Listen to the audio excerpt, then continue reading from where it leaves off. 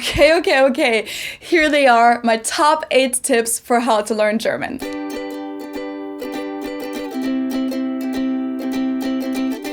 Hello, servus, and welcome back to my YouTube channel. My name is Felicia. I'm originally from Munich, Germany, but have been living here in Cincinnati, Ohio, on and off since 2016. So one of the most popular questions that you guys ask me is if I have any tips for how to learn German or English. So today I'll share with you my top 8 tips for how to learn German effectively, but most of these tips can be applied to other languages as well. So if you're currently trying to learn a different language or want to in the future, then I have some good tips for you too. So I'll start with some more general tips and then I'll get to a couple more concrete things regarding the German language specifically towards the end of the video. So if you're looking for that, make sure to watch this video till the very end. And also a little spoiler, I have a really cool deal for the language classes at Link EUS, the new European Cultural Center in New York City, that gives you guys an exclusive discount on their online language classes for 12 European languages, including German, English, Spanish, and many more.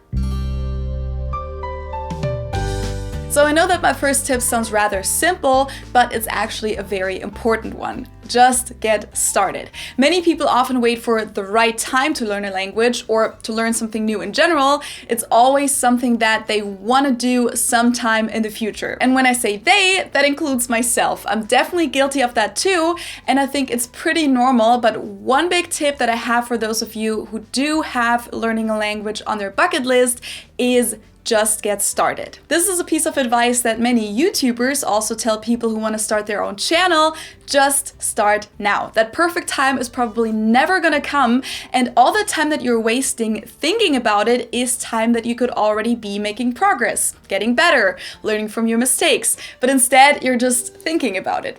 Maybe you even made a New Year's resolution about learning a language or brushing up on your language skills. Well, don't wait until the year's almost over. Start now. My next tip is to take classes. Now it depends on what level you're at, of course. If you've taken German classes for 6 years in school, then maybe you don't need to go back to that necessarily. But if you're a beginner at a language, I personally believe that taking classes is the best and most efficient way to get started. Because you'll get some formal instruction, you'll have people to practice with, you'll be provided with learning materials, and you'll also be forced in a way to study and practice the language regularly, which is one of the most important things when learning a language. I often get asked if language learning apps like Duolingo are a good alternative to language classes, and I have to say that I personally haven't really used any of those apps, so this is just based on me observing other people use it. I think that they can be good for learning some basic vocab and phrases and the first grammar rules, but I don't really think that they can replace an actual class with real-life interaction and a teacher who you can ask questions. But I mean, if you have to wait a few weeks or months until the next class starts, I'm sure it's helpful to use the app until then. Now, especially during the pandemic, going to a physical language class is just not gonna happen. But the good news is that there are lots of online language classes out there and they can be just as effective. For some people, they might even help them feel more comfortable speaking since they won't have to speak in front of lots of people in a classroom. If you watch my videos regularly, you probably know that I've recommended Lingoda before. Another platform I can recommend are the language classes by Link EUS, the new European Cultural Center in New York City. A few months ago, I got to know Teresa, who is one of the co-founders of Link EUS, and she's a German living in America, just like me. They offer online language classes in 12 different European languages, including German, which Teresa teaches herself, English, Spanish, French, but also some more uncommon languages like Danish, Swedish, Russian, Polish, Dutch, and more. Their next round of 10 week-long classes starts on January 25th, but they also have 2 week-long intense classes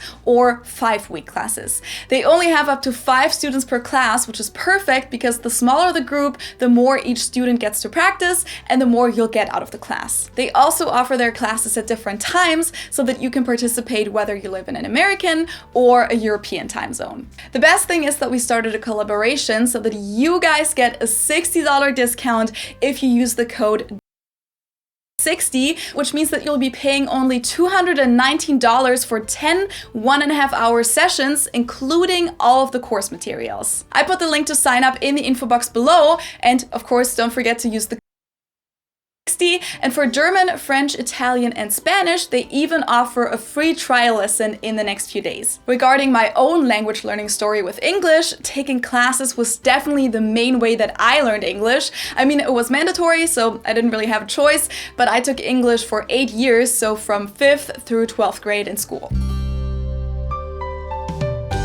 The next tip of mine is to listen to the language as much as possible. This is how we learn our mother tongue as a child, and this also helps us as an adult. The best way to do this is, of course, visiting or moving to a country where the language is spoken. Obviously, that's not always a realistic option, but there are also different ways to do this from home, such as watching movies and shows in that language. Of course, that works best if you already understand at least a little bit, but even if you're still at the very beginning, you can always try watching a show or a movie that you already know inside and out so that you'll still understand what's happening. Listening to it a lot will also help your feeling for the language in the long run, even if you don't understand anything. Another tip of mine is to listen to music in the language, preferably in a genre that you like anyways, because that way you can just add those songs to your playlist and, maybe you'll learn the lyrics to the hook and sing along. I'm just gonna put a Spotify playlist with some German-speaking songs in the info box below for those of you who are interested in this. Those things definitely played a big role for me learning English.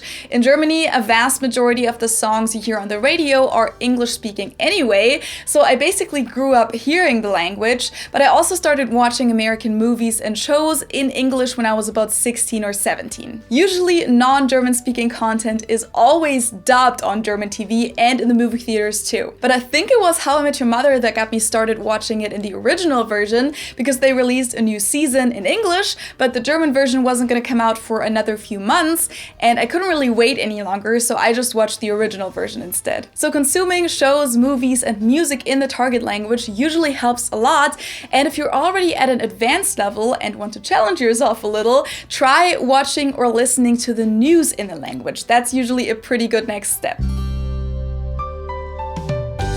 The same thing I just said for listening to the language goes for speaking it. Speak it as much as possible. Many people are hesitant to speak a language that they don't know very well yet because they don't want to make a mistake. And I totally get that. I used to be the same way back in school. I never raised my hand in a language class unless I had the sentence perfectly prepared in my head. But oftentimes the situation has already passed once you have that sentence ready to go, and then you'll end up saying nothing instead, and that's not really the purpose of a language either. You don't want to find yourself in a conversation one day and not be able to participate because you're constantly taking the time to phrase perfect sentences in your head. The purpose of a language is communication, and nobody expects you to be perfect in a second language. So don't be afraid of making mistakes. In fact, making mistakes while learning a language is necessary. And as long as you get your point across somehow, even if you use gestures to support your message, you've accomplished the goal. Practicing and speaking the language is important to get better at it, and then whenever you do notice a mistake, just correct yourself or be sure to pay attention to that next time. Now, how will you even get the opportunity to practice speaking in the first place? Again, attending a class is a great way of doing this because you'll be able to speak the language with fellow students and there will be speaking exercises. Or you can look for practice partners in other ways. You could start a study group with some fellow students or join a conversation group that meets up on a regular basis. Facebook or Meetup could be good places to look for that. And right now, I'm sure there are some virtual conversation groups too. Or you can also try to connect with native speakers through the internet. One great way that's become more and more popular recently is using apps like HelloTalk, where you get linked with native speakers around the world and you can practice your speaking skills with them. And you can also offer other people to help them practice your native language. Or you can also just practice the language by yourself. You may feel a little weird, but you know how when you're in the shower, you sometimes have those imaginary arguments with people? Well, just reenact conversations in your second language. Even if it's just introducing yourself to someone, it'll help get yourself familiar with the sounds of the language and get your brain used to expressing your thoughts in another language. The two main keys to language learning are practice and exposure. So another tip of mine is to practice and study regularly. If you're taking a class, then this probably happens automatically by being in class and maybe having homework to do. If you're studying by yourself, you can set up a study plan and depending on your goals, make sure that you, let's say, study twice a week for an hour or more than that ideally, depending on what your schedule looks like. One thing to keep in mind here is that repetition is very important, especially when studying new words. Your brain won't be able to remember the word the first time you'll hear it. You'll have to review it several times at different points in time for it to really stick.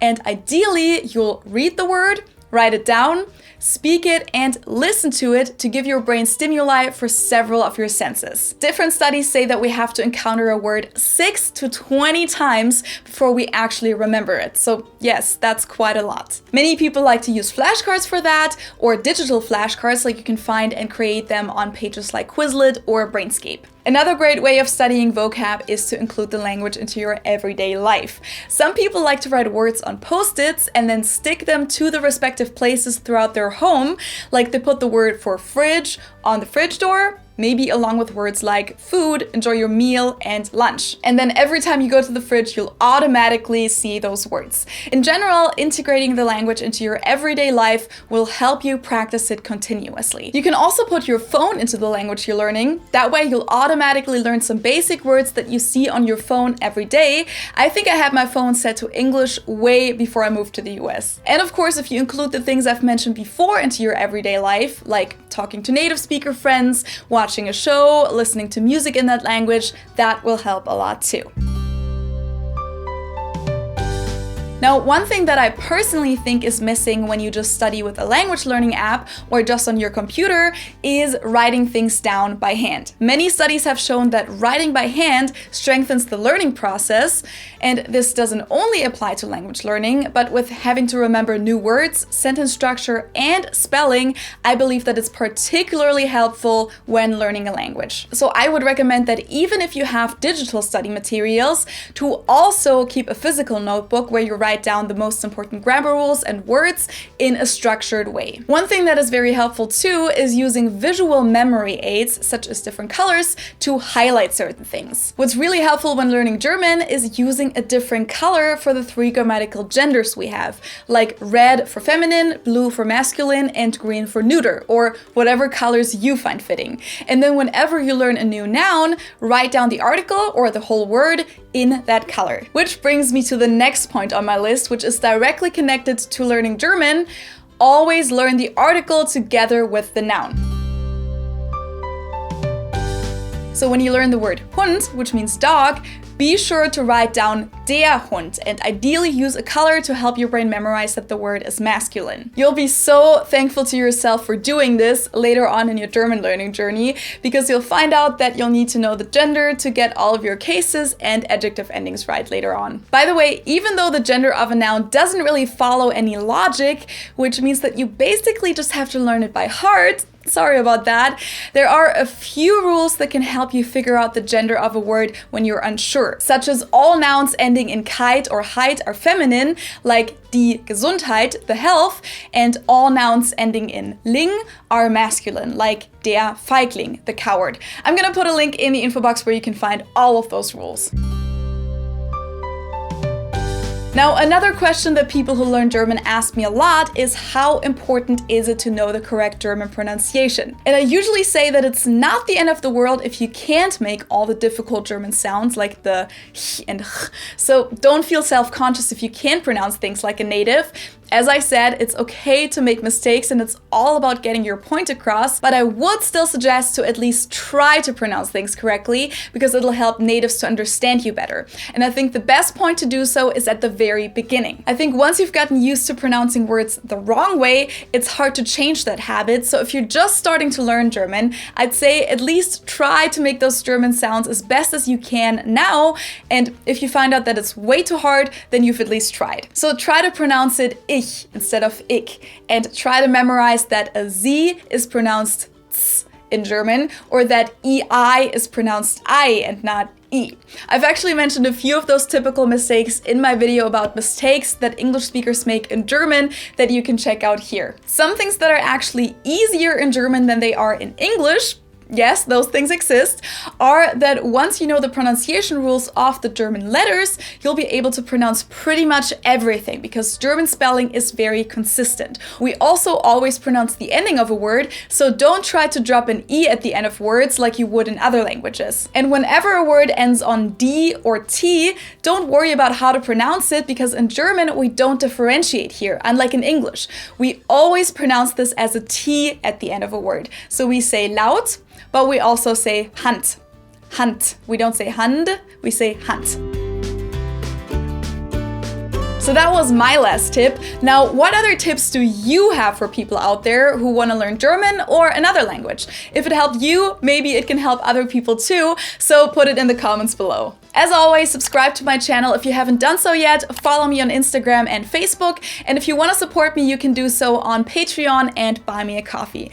And I also put the link and the discount code for the Link EUS language classes in the info box. I hope you guys found this video helpful. Make sure to also check out my video about mistakes that English speakers make in German, or any of my other language-related videos in this playlist, such as mistakes that Germans make in English, English words that Germans use differently, German brand names that people pronounce wrong in the US, and much more. Thank you guys so much for watching, and I hope I'll see you next time. Tschüss!